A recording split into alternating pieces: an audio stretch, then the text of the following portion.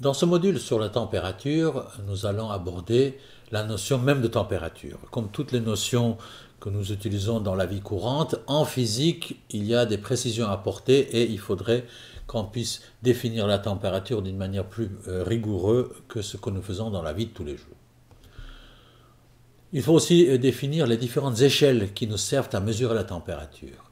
Dans la vie de tous les jours, nous utilisons l'échelle Celsius ou l'échelle centigrade, mais en physique et dans le domaine scientifique, l'échelle standard, c'est l'échelle Kelvin, et il faudrait qu'on connaisse la différence entre ces différentes échelles de mesure. Il faut aussi que vous puissiez décrire quelques méthodes de mesure de la température, notamment savoir décrire le fonctionnement d'un thermomètre simple. Pour finir, il faudrait que les élèves puissent comprendre clairement la différence entre la notion de température et de chaleur. Vous verrez que ces deux notions, bien que reliées, sont de nature assez différente et il y a souvent des confusions à ce niveau-là. La température. D'abord, à notre échelle. La température, comme on vient de le dire, c'est une notion qui vous est familière. Quand le matin vous entendez à la radio qu'il va faire moins 15 degrés, ça n'arrive pas très souvent sur nos contrées, mais enfin, vous savez qu'il va faire froid. Et si vous entendez qu'il va faire 30 degrés, vous savez qu'il va faire chaud. Vous avez une notion dans votre corps, vous sentez ce que cela veut dire. Donc, c'est une notion intuitive que la plupart d'entre vous connaissent. C'est aussi une notion relative. Si je vous dis, je vous mets devant vous un glaçon et un verre d'eau bouillante, vous pouvez dire que le glaçon est plus froid que l'eau bouillante, ou l'eau bouillante est plus chaud que le glaçon. Sans même pouvoir forcément donner la température, vous pouvez dire lequel est plus chaud et lequel est le plus froid. Nos sensations nous permettent d'avoir une idée relative. Pourvu que la différence de température entre deux objets soit suffisamment importante, on peut distinguer en disant l'un est plus froid que l'autre. Cette notion, on va l'étudier en détail ici et dans d'autres modules, mais la différence de température entre deux objets, c'est ce qui détermine le sens de transfert de chaleur. Quand on met un objet avec une certaine température à côté d'un autre objet qui a une température, disons, inférieure, donc un objet chaud à côté d'un objet froid, relativement l'un par rapport à l'autre, le transfert de l'énergie, le transfert de chaleur, se fait de l'objet le plus chaud vers l'objet le plus froid. À moins qu'on invente des dispositifs comme des frigos ou des appareils qui refroidissent, spontanément, le transfert de chaleur, ça se fait de plus chaud au plus froid. C'est une des principes bases de la physique dans ce domaine. Ce transfert continue jusqu'à ce que les deux objets aient la même température. L'objet qui est le plus chaud va donner son énergie à l'objet qui est le plus froid. Donc l'objet chaud va avoir une température qui va diminuer, alors que l'objet froid, sa température va augmenter. Il y aura un moment où les deux températures vont être identiques. À ce moment-là, le transfert de chaleur s'arrête. Globalement, il n'y a plus de transfert de chaleur de l'un à l'autre, parce qu'ils ont la même température. Cette température qui est identique aux deux, c'est ce qu'on appelle la température d'équilibre. Nous étudierons tout cela en détail. C'est juste, à ce niveau-là, il faut juste comprendre que la différence de température entre deux objets, c'est ce qui détermine le sens de transfert de chaleur. Maintenant, que signifie la température au niveau microscopique? Vous savez que la matière est constituée d'atomes et de molécules, qui sont eux-mêmes des assemblages d'atomes. Globalement, on peut dire que la matière est faite de ce type de particules. Et la température a une relation donc, avec ces constituants de la matière. Que se passe-t-il quand on augmente la température d'un objet? On lui amène de l'énergie. Pour augmenter la température d'un objet, il faut le chauffer, il faut le mettre sur du feu, sur une plaque électrique, le plonger dans l'eau bouillante. Enfin, il faut lui amener de l'énergie. Et qu'est-ce qui se passe au niveau des particules qui le constituent? Cette énergie est transmise à ces particules. Peut-être vous ne le savez pas, mais même dans un objet solide, un bloc de fer, les atomes qui constituent ce bloc de fer ne sont pas immobiles. Ils s'agitent en permanence, ils vibrent autour d'un point, disons, central, et ils sont en permanence en train de vibrer. Et ces vibrations peuvent augmenter si on amène de l'énergie à ces objets. Donc quand on met un bloc de fer sur une plaque électrique, il y a de l'énergie qui lui est transmise via la plaque électrique, et cette énergie va faire que les particules qui constituent ce bloc de fer vont s'agiter plus fortement. L'agitation, c'est un mouvement, et le mouvement, l'énergie qui est liée au mouvement, c'est l'énergie cinétique. Si vous ne vous souvenez pas très bien ce que cela signifie, référez-vous au module mécanique où on parle d'énergie cinétique, mais très rapidement dit, quand un objet est en mouvement, il porte en lui une certaine énergie qui est proportionnelle à sa masse et à sa vitesse au carré. Plus la vitesse est grande, plus il a de l'énergie. Donc, quand on amène de l'énergie à un objet, cette énergie sous forme de chaleur, cette énergie est transmise à toutes ces particules qui commencent à s'agiter de plus en plus fortement. A l'inverse, si on lui retire de l'énergie, si on le met en contact avec un objet plus froid que lui, l'énergie de cette agitation est transmise à l'objet le plus froid, donc les objets s'agitent moins fortement. Ici, c'est une vue d'esprit. Évidemment, on ne peut pas voir ces particules, même avec un microscope assez puissant, mais juste pour comprendre ce qui se passe. Prenons là notre objet, disons que c'est un bloc de fer, et les points verts sont les atomes que constitue ce bloc de fer. Les flèches sont là pour représenter cet état d'agitation. Ces particules, ces points verts, ils sont en agitation permanente autour d'un point central, et cette agitation représente leur énergie cinétique. Première remarque, tous les atomes ne s'agitent pas de la même manière. Vous voyez, il y en a qui s'agitent moins bien, moins fortement, avec des petites flèches, d'autres qui s'agitent un peu plus. Et si on met un thermomètre en contact avec cet objet, on attend suffisamment longtemps, ça va nous indiquer une certaine température. Maintenant, apportons de l'énergie à cet objet, et qu'est-ce qui se passe? On voit que les particules que constituent cet objet s'agitent, mais plus fortement. Ils ne s'agitent toujours pas tous de la même manière, mais en moyenne, on peut dire que maintenant, les particules s'agitent plus fortement que tout à l'heure, avant qu'on les donnait de l'énergie. Alors maintenant, si on met un thermomètre à côté de cet objet, on attend suffisamment longtemps, on voit que la température a augmenté. Donc vous voyez que la température, c'est un reflet, c'est un indicateur de cet état d'agitation. C'est une indication sur l'énergie moyenne de ces particules. Ça ne représente pas l'énergie lui-même. La température n'est pas exprimée en joules. Vous savez que l'énergie, c'est exprimé en joules. Mais la température n'est pas exprimée en joules. Simplement, en regardant ces deux objets, on peut vous dire que dans l'un, les particules s'agitent moins fortement et que dans l'autre, ils s'agitent plus fortement. En moyenne, les particules ont une énergie cinétique plus élevée à droite qu'à gauche.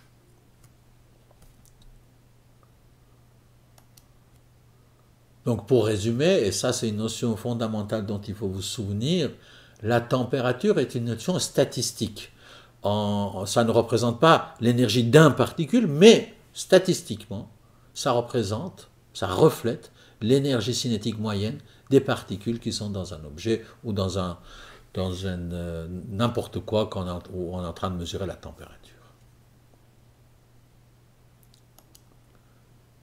Maintenant, comment peut-on mesurer la température? Alors, il n'est évidemment pas possible de regarder chaque atome et regarder comment il s'agite et faire une sorte de moyenne. On ne va donc pas pouvoir mesurer la température directement, mais l'augmentation de la température a quelques effets. Quand, par exemple, on chauffe un objet, les particules s'agitent plus fortement, et en s'agitant plus fortement, ils prennent un peu plus de place. Imaginez des personnes en randonnion qui sont dans une salle. Maintenant, si les personnes peuvent bouger et s'agiter, ils vont prendre plus de place. Le groupe se dilate, s'élargit. C'est la même chose, disons, si on veut voir ça simplement avec les particules. Donc, on va utiliser un phénomène qui dépend de la température, la dilatation thermique. La dilatation thermique, c'est ce phénomène qu'on étudiera aussi plus en détail dans un autre module, mais c'est le phénomène où quand on chauffe un objet, quand on lui donne de l'énergie, sa température augmente, et en augmentant sa température, on voit l'objet se dilater et son volume augmenter. Il y a d'autres grandeurs qui sont dépendantes de la température, par exemple la résistance électrique. La résistance électrique, d'un fil électrique dépend aussi de sa température, donc on pourrait utiliser aussi ce type de phénomène pour créer des dispositifs pour mesurer la température. Donc si on revient à notre dilatation thermique, on peut prendre une barre métallique et en le chauffant, en le refroidissant, mesurer sa longueur et ainsi avoir une idée de l'augmentation ou de la baisse de température. Peut-être vous connaissez, bien que ce soit de plus en plus rare, des thermomètres à mercure. Le mercure, c'est un métal qui est liquide à la température ambiante et qu'aussi on peut utiliser le mercure. En le chauffant, le mercure se dilate, donc il monte dans une colonne, et en refroidissant, il se contracte. On utilise beaucoup moins une colonne de mercure pour fabriquer des températures parce que mercure, c'est un métal qui est toxique et qui est polluant pour l'environnement. Et donc, il a été décidé dans pas mal de pays de se passer de ces colonnes de mercure et d'avoir d'autres types de thermomètres. Maintenant, juste pour vous donner une idée, comment on peut fabriquer un thermomètre. Alors, au début, je vais vous donner un petit exemple qui est, disons, pas très pratique, mais c'est assez démonstratif de le phénomène de dilatation et comment on peut l'utiliser. Alors regardez ici, j'ai pris une barre métallique, c'est la petite rectangle, disons, brun-gris qui est au centre, et je le plonge dans un verre d'eau avec de la glace fondante. J'attends un certain temps pour avoir une longueur de barre qui soit ma référence première. Donc la première référence que j'ai, c'est la température de la glace fondante. Pour certains d'entre vous, peut-être ils savent, la glace fondante, sa température est de 0 degré. Mais oublions ça pour le moment, donc j'ai une barre qui a une certaine température. Donc je peux le positionner quelque part et mesurer sa longueur sur une graphe et je décide arbitrairement, bien que ce soit bien ça qu'on utilise la plupart du temps, je dis cette longueur représenterait une certaine température, je vais dire que cette température, pour moi, c'est le 0 degré. C'est un choix tout à fait arbitraire. Donc, dans ce dispositif, la température de la glace fondante serait de 0 degré. Je reprends la barre, je le plonge cette fois-ci dans de l'eau bouillante, l'eau qui est en train de bouillir. Si vous avez bien compris ce que j'ai dit tout à l'heure, on est en train de chauffer cette barre, donc sa longueur va augmenter, ses dimensions vont augmenter. Les particules qui le constituent vont s'agiter plus fortement et donc vont prendre plus de place. Donc il y a une autre température de référence que je vais utiliser qui est la température de l'eau en ébullition, de l'eau bouillante. Je mets cette barre métallique au même endroit, je mesure et je vois que sa longueur a augmenté. En pratique, cette augmentation est très très peu importante. Avec les dispositifs qu'on a dans une salle de classe, il ne serait pas possible vraiment de mesurer cette augmentation qui serait d'une fraction de millimètre. Mais c'est à titre de démonstration qu'on est en train de faire ça. Donc, la longueur de notre barre métallique est augmentée. Je marque ça sur mon graphique. Et je décide que la température de l'eau bouillante est de 100 degrés. Là aussi, c'est moi qui ai décidé de prendre ces deux températures de référence, la glace fondante, 0 degré, l'eau bouillante, 100 degrés. Une donc, on a notre deuxième point de référence qui est posé, ce qui nous permet d'avoir une échelle pour mesurer la température.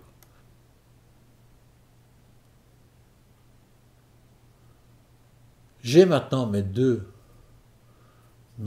points de référence et je peux découper l'intervalle entre mes deux points de référence en 100 unités. Si j'ai décidé que la température de la glace fondante c'est de 0 degré et de l'eau bouillante 100 degrés, c'est que entre les deux, je vais avoir 100 unités.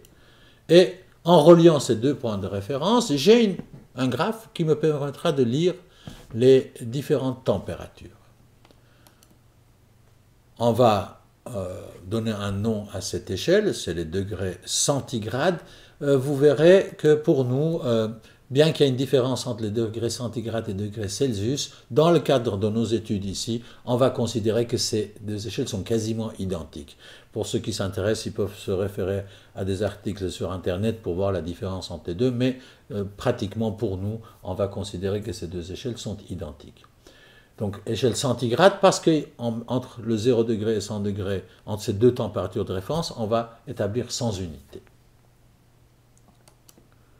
Maintenant, supposons que je prends le bar métallique de tout à l'heure et que je le plonge dans un verre d'eau dont je ne connais pas la température. Le but, c'est de savoir la température de ce verre d'eau.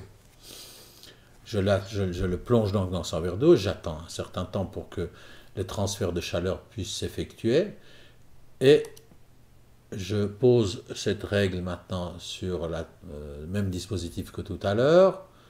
Je reporte sa longueur sur le graphe que j'ai constitué et cela correspond à une certaine température que je peux lire. Dans ce cas-là, on dirait quelque chose autour des 60 degrés. Donc voilà, j'ai établi une échelle avec deux températures de référence et avec ça, je peux mesurer la température. Vous me direz que ce n'est pas très pratique. Avoir un réglette qu'on plonge dans de l'eau bouillante, dans de l'eau chaude, etc., que je dois avoir mon graphe et que je dois mesurer, etc. D'autant plus, ce que je vous ai dit, c'est que ces différences de longueur sont tout petites. Entre 0 et 100 degrés, une barre métallique de 1 mètre, il ne se dilate même pas d'1 millimètre. Donc, dans la pratique, ce que je viens de vous décrire ne va pas être vraiment utile pour les mesures de température.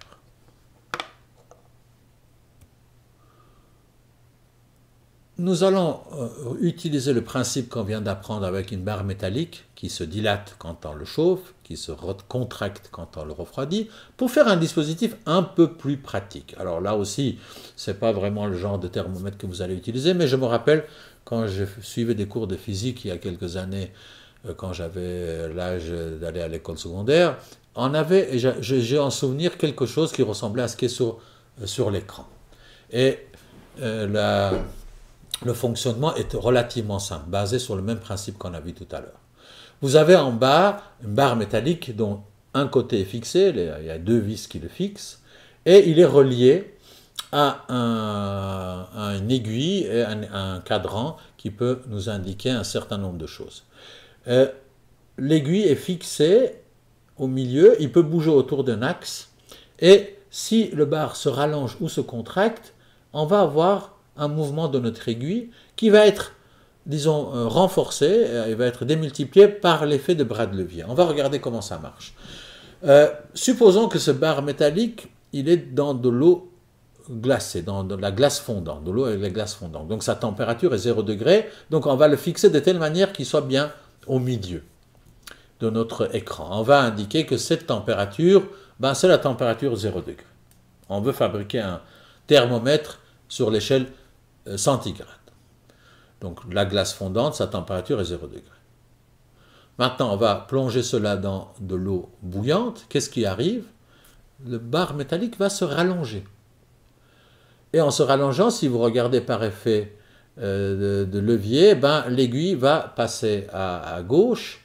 Et vu que cette barre était dans de l'eau bouillante, sa température est donc de 100 degrés, on va indiquer que l'aiguille maintenant indique la température de 100 degrés. On va, comme tout à l'heure, graduer entre ces deux températures sans unité. On va mesurer un peu ces grandeurs et en fait reporter ça sur toute la longueur de notre dispositif. Et c'est tout. On a maintenant un thermomètre basé sur l'échelle centigrade. Il n'est toujours pas aussi pratique qu'un thermomètre habituel que vous connaissez, mais c'est déjà un peu plus que tout à l'heure. Alors, maintenant plongeons cet objet mettons-le, disons, dans un congélateur pendant un certain temps pour qu'il refroidisse. Qu'est-ce qui va lui arriver? Il va se contracter. Et en se contractant, l'aiguille va changer de position et on peut lire, grâce à nos graduations, la température. Alors, j'arrive pas à dire sur cette échelle qu'est-ce que ça représente, mais vous voyez, la contraction a fait bouger l'aiguille, et on peut lire, disons, ça doit être quelque chose autour des moins 15 degrés sur ce schéma. Voilà de nouveau un dispositif qui est basé sur la dilatation et la contraction thermique, et qui nous permet de lire les températures à partir de deux températures de référence, le 0 et 100 étant les températures de référence, et nous permettent de lire le reste des températures.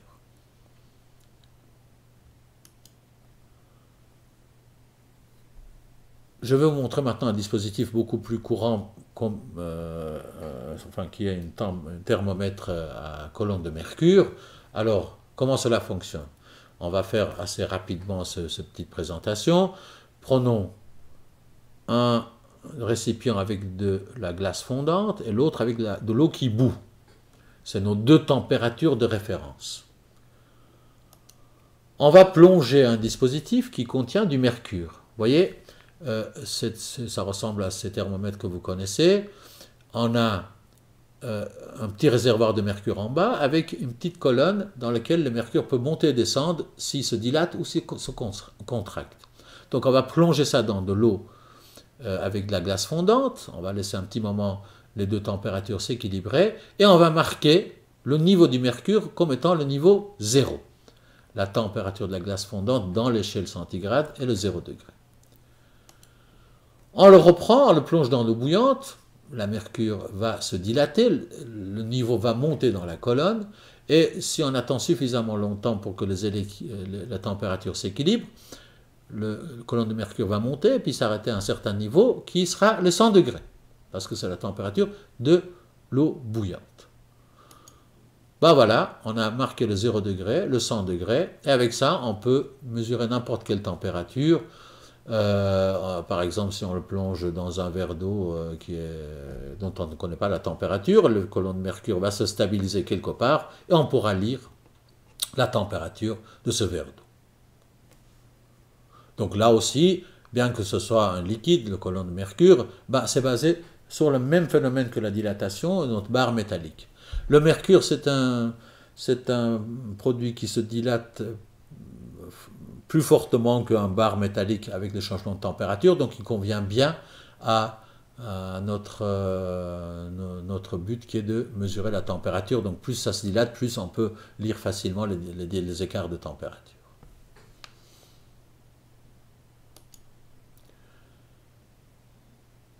On vient de parler donc de l'échelle centigrade. On vient de dire aussi que pour nous, on va considérer que c'est assez proche, donc quasi identique de l'échelle Celsius. Revenons à l'idée de départ. On a dit que la température reflète l'agitation des particules qui constituent un objet, la matière. Plus les objets s'agitent, plus la température qu'on va mesurer sera élevée. On peut imaginer qu'une particule puisse s'agiter de plus en plus fortement. Donc la température peut augmenter. Il peut être de 100 degrés, 1000 degrés, 10 000 degrés, 1 million de degrés. Il y a des températures qu'on peut difficilement imaginer, mais vers le haut, en tout cas avec ce qu'on on sait dans le cadre de ces études qu'on est en train de faire, il n'y aurait pas de limite. Plus une particule s'agite, plus la température va être élevée. Maintenant, allons dans l'autre sens. On va extraire de l'énergie de ces objets. Leur agitation va diminuer. Ils vont s'agiter de moins en moins fortement. On peut imaginer qu'à un moment donné, on aura tiré tellement d'énergie de cet objet, on l'aura tellement refroidi que les particules ne s'agitent plus. De ce côté-là, vers le bas, il y aurait donc une limite. Une particule qui ne s'agite plus ne peut pas s'agiter moins. Donc il y a une température minimum vers le bas. On ne pourrait pas aller plus bas. Eh bien, cette température existe bel et bien. Si on prend sur l'échelle centigrade, ce serait vers moins 273 degrés centigrades que les particules ne s'agitent plus. Alors, on le verra peut-être dans un autre module, c'est une température théorique. On ne peut jamais extraire de cette manière l'énergie jusqu'à ce qu'une particule ne s'agite plus. On peut se rapprocher de cette température, on peut être très très proche de cette température où les particules ne s'agitent plus, mais on ne peut pas vraiment l'atteindre. Mais disons théoriquement, il y aurait une température minimale au-dessous de laquelle on ne pourrait pas aller. Par cette température qui est au moins autour de moins 270 degrés Celsius a donné l'idée à des scientifiques d'inventer une autre échelle de mesure de température. C'est vrai, pourquoi prendre la température de fusion de l'eau, de la glace fondante et l'ébullition de l'eau comme référence?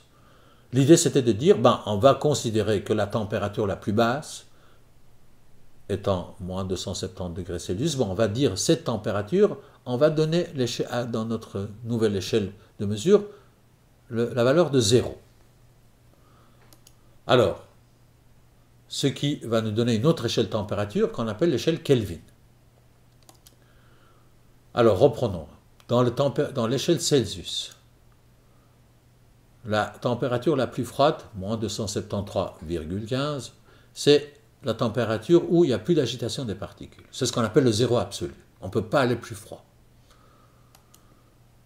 La température 0 degré, c'est la température de congélation ou de la fusion de l'eau. C'est l'eau qui gèle ou la glace qui fond, c'est à la température de 0 degré. À 100 degrés, la température, c'est la température d'ébullition de l'eau. Ça, c'est l'échelle Celsius. Maintenant, prenons l'autre échelle, Kelvin. On vient de dire, le 0 Kelvin, c'est la température à laquelle les particules ne s'agitent plus. Donc ça correspond à moins 270 degrés Celsius. Remarquez que, étant donné que l'échelle Kelvin commence à 0, qui est la température la plus froide possible théoriquement, donc on ne peut pas aller plus bas. Il n'y a pas de température négative en Kelvin. Ça n'existe pas moins 10 degrés, moins 10 Kelvin. Parce que moins 10 Kelvin, ça veut dire qu'on pourrait aller plus bas que ce zéro absolu, mais comme on vient de voir, ce n'est pas possible. Alors, si on prend l'échelle Kelvin, la température de congélation de l'eau ou la fusion de l'eau serait à 273 Kelvin. Cela veut dire qu'au fait, bien que l'échelle soit décalée, les graduations ont la même grandeur. Donc, le décalage est toujours de même. Donc, la température de fusion de l'eau, c'est 273 Kelvin. Et la température d'ébullition de l'eau, ce serait 373,15 Kelvin. Ça, c'est l'ébullition de l'eau. Donc, vous voyez qu'il y a un décalage de 270 degrés, approximativement 273,15 entre l'échelle Kelvin et centigrade. Donc, le passage de l'un à l'autre n'est pas très compliqué. Quand vous voyez dans les exercices ou dans les livres la température, on parle de température absolue, on parle de la température en Kelvin. C'est la température absolue parce qu'on prend comme référence une référence absolue qui est le non-agitation des particules. Le 0 Kelvin, ça fait référence à quelque chose de bien précis et qui est le plus froid qu'on peut imaginer.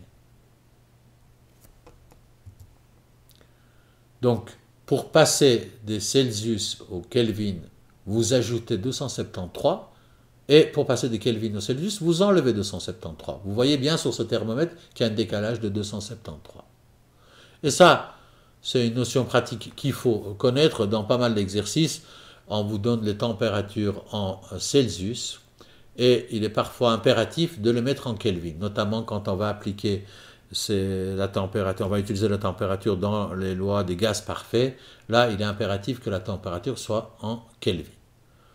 Et cette conversion, bien que pas compliquée, il faut absolument le connaître.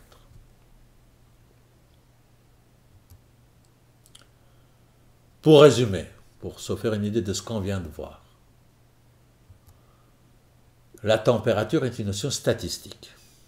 Vous vous rappelez, ça reflète l'énergie cinétique moyenne des particules. Ça le reflète, ce n'est pas l'énergie cinétique moyenne, il n'est pas en joules.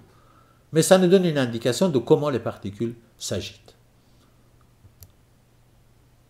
Pour mesurer la température, on utilise des phénomènes qui dépendent de la température. On a vu quelques exemples où on utilisait la dilatation thermique pour fabriquer des thermomètres. N'oubliez pas qu'il y a d'autres phénomènes qui dépendent de la température, comme la résistance électrique, et il est possible de fabriquer des thermomètres qui utilise la variation de la résistance électrique en fonction de la température.